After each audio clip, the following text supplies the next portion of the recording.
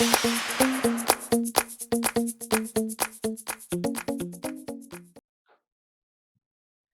everyone, I'm Michelle Smith and welcome to my channel. I have a St. Patrick's Day wall decor piece for you today. I'm going to show you how to take this and change it into this. Okay, let's go ahead and get started. The tools that you're going to need are a good pair of scissors, a paintbrush, some cups and some craft sticks, some Elmer's glue all, and some Gorilla Glue super glue. Might need a little bit of water and some paper towels. The materials that you're going to need are some Waverly antique wax. This comes from Walmart. You're going to need some green paint. This is apple barrel. I have holly branch and Kelly green. You're going to need some of the jute cord. This comes from the Dollar Tree. You're going to need a 3-leaf clover cutout. This also comes from the Dollar Tree. And then you're going to need one of the galvanized words that says blessings. I believe this was out around Thanksgiving.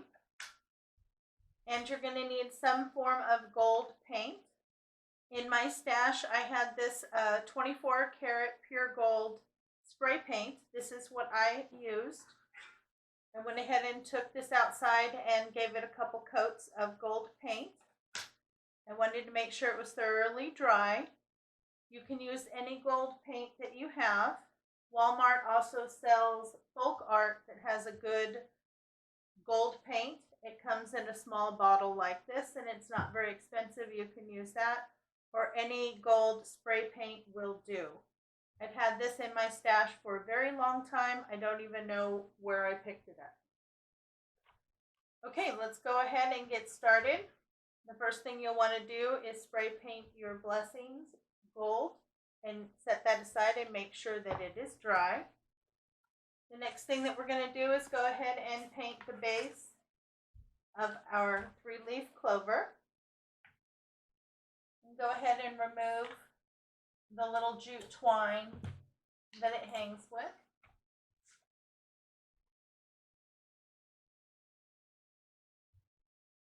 Now I have picked out 2 greens. One is a little darker than the other. This one is the holly branch. This is a little bit of a darker green. And this is just the apple barrel paint. You can pick this up at Walmart. You get 2 fluid ounces for 50 cents. I like this paint because you have a lot of color choices. And it's inexpensive.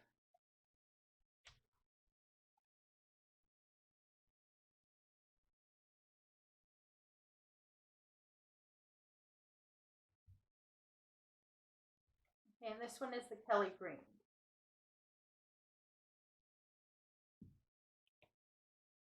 So I have a little darker and a little lighter. Now sometimes the paint can be a little thick. So I just add just a little bit of water to help thin it out. It makes it easier to work with.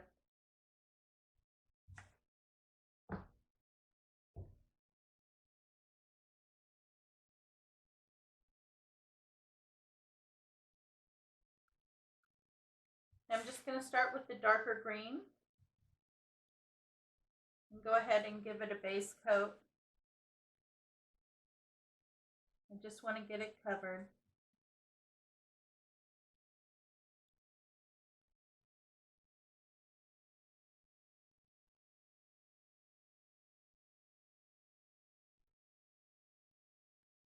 This is a nice dark green. I like the color a lot.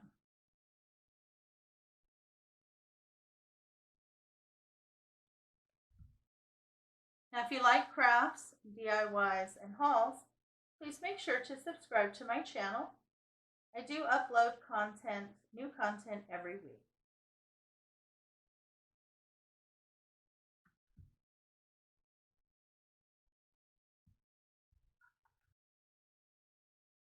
You just want to make sure you get one good coat on there of the dark green. And then before it dries, as soon as we get this covered, I'm going to go in a little bit with the lighter green just to give it a little bit more dimension. Make sure you get those edges as well.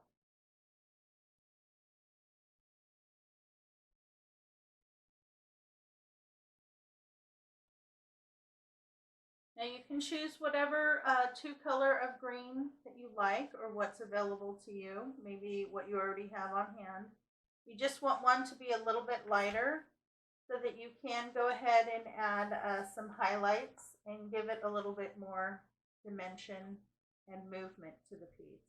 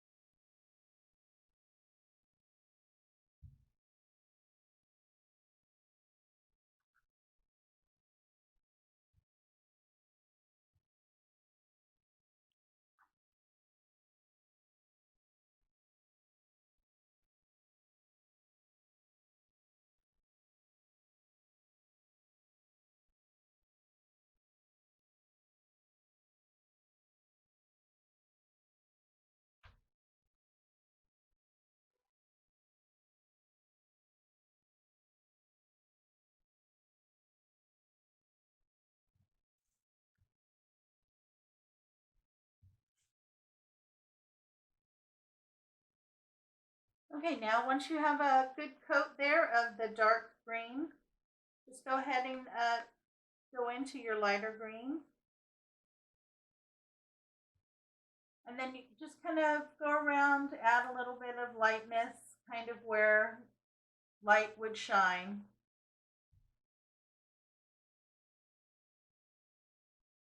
Help give it a little bit more shape. And just kind of mix the two paints together. It doesn't have to be perfect, you just don't want it to look flat.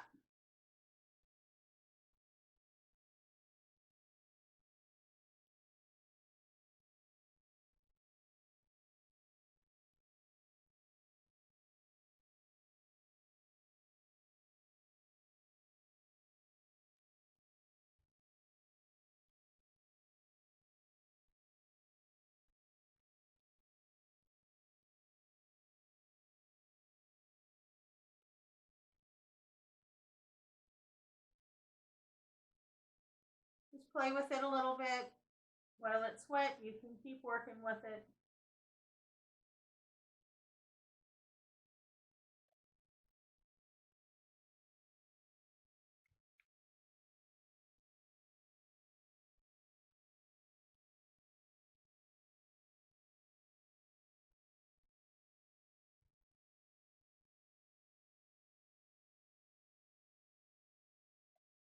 Okay, once you're happy, you're going to need to go ahead and let that thoroughly dry before we move on. Okay, so the clover is dry. The next step that we're going to do is we're going to antique it a little bit with the Antique Wax by Waverly. And I like to use one of these type of brushes. You can get these at the Dollar Tree as well. You don't need a whole lot. I just pour a little bit out at a time.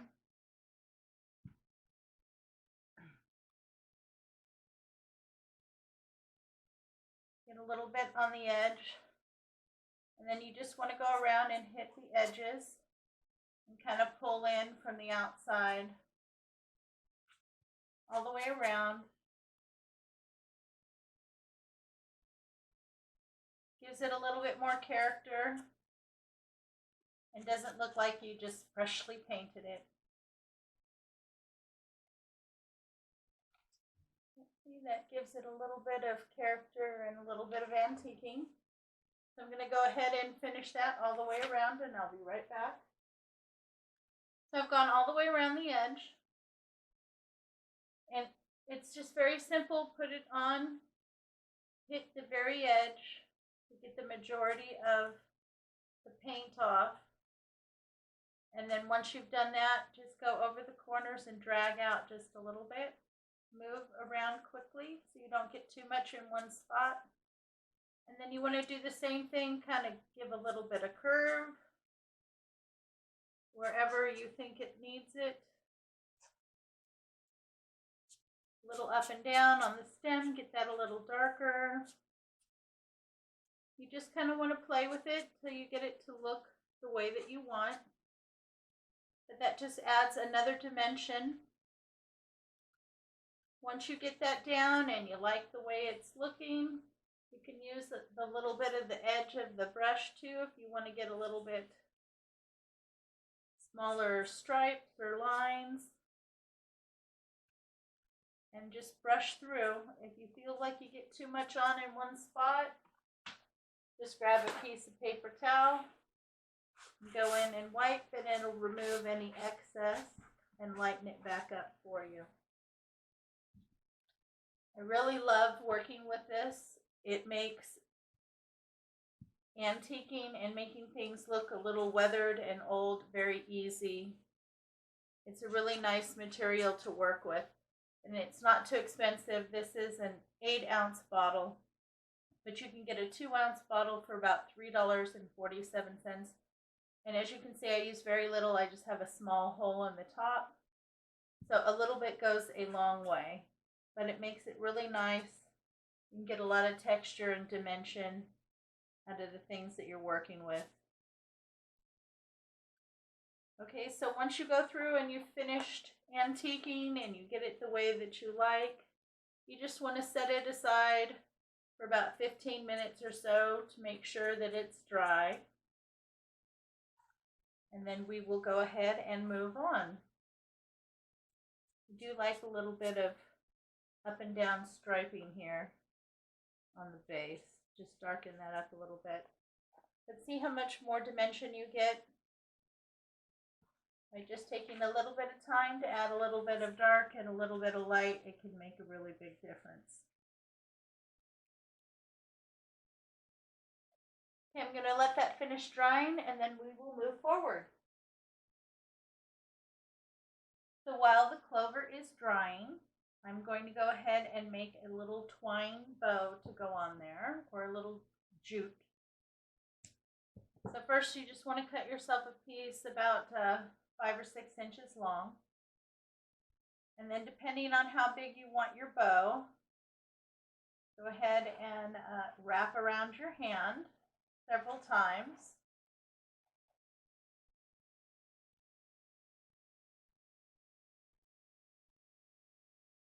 Just like that. Go ahead and grab that in the middle.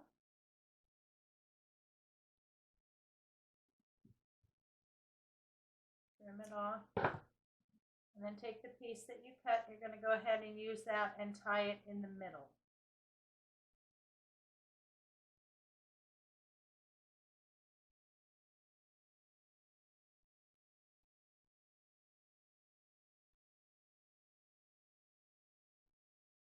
Tie it down a couple times just so it's nice and secure.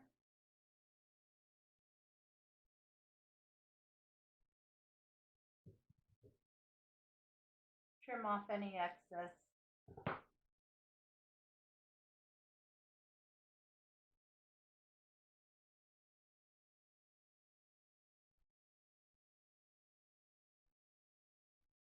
And you can just kind of play with it, fluff it out until you like it. You see, then you have a cute little twine bow. Okay, and then we're also going to cut a piece to hang it. So probably about a 10 to 12 inch piece. I'm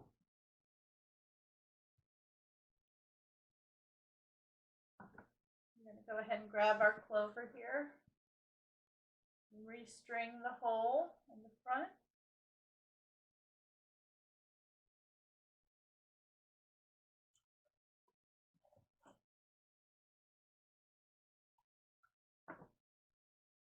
And I just go ahead and pull and tie it into a knot.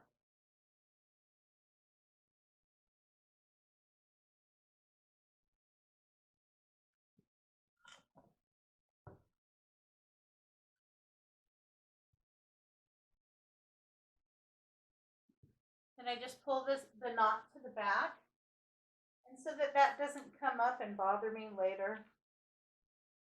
You can either hot glue it down, or I'm just going to use some super glue since that's what I have. Just to glue that to the back. I don't like it when the knot comes to the front. You can also tape it down. Whatever you have is fine. So now you have a hanger to hang it. Now the last thing that we're going to do is go ahead and we're going to attach our blessing, and we're going to attach our little twine bow. Okay, so I'm going to use a mixture of the Elmer's glue and the Gorilla Super Glue to attach the metal word. I just want to make sure that it adheres well. And I don't know if the super glue on its own would adhere it well.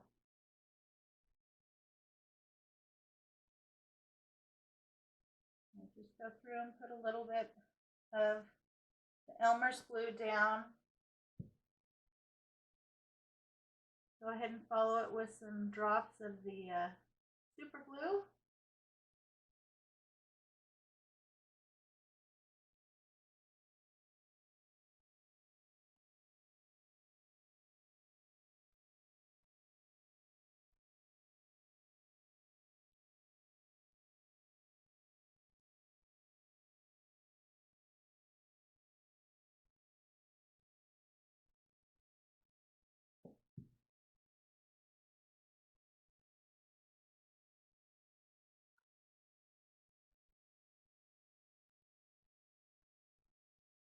Go ahead and place your word down.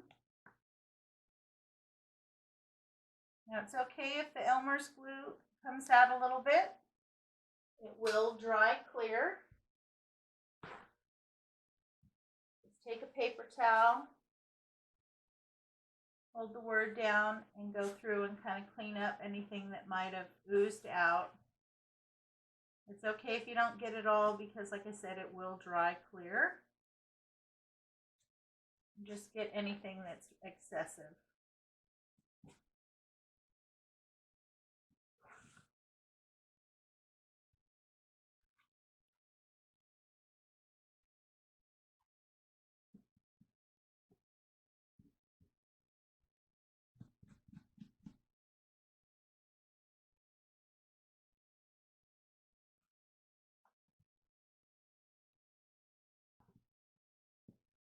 We can glue on our little twine bow here. And do the same thing, add a little bit of the Gorilla Glue and some Elmer's glue.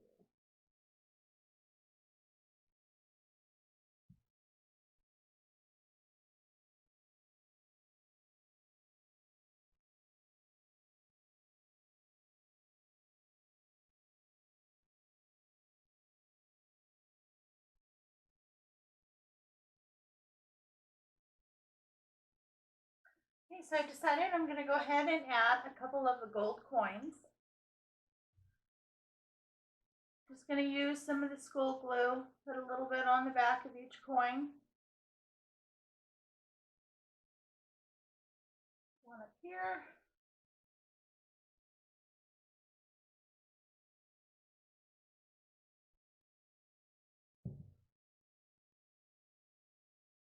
And one next to it. And then two down here.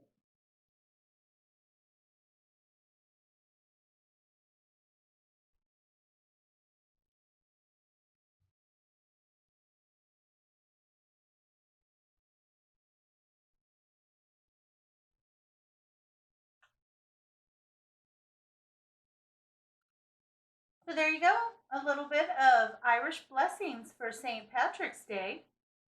Now if you like this craft, please give me a big thumbs up. And if you haven't already, please make sure to subscribe to my channel. I do upload new content every week. Thank you so much for stopping by.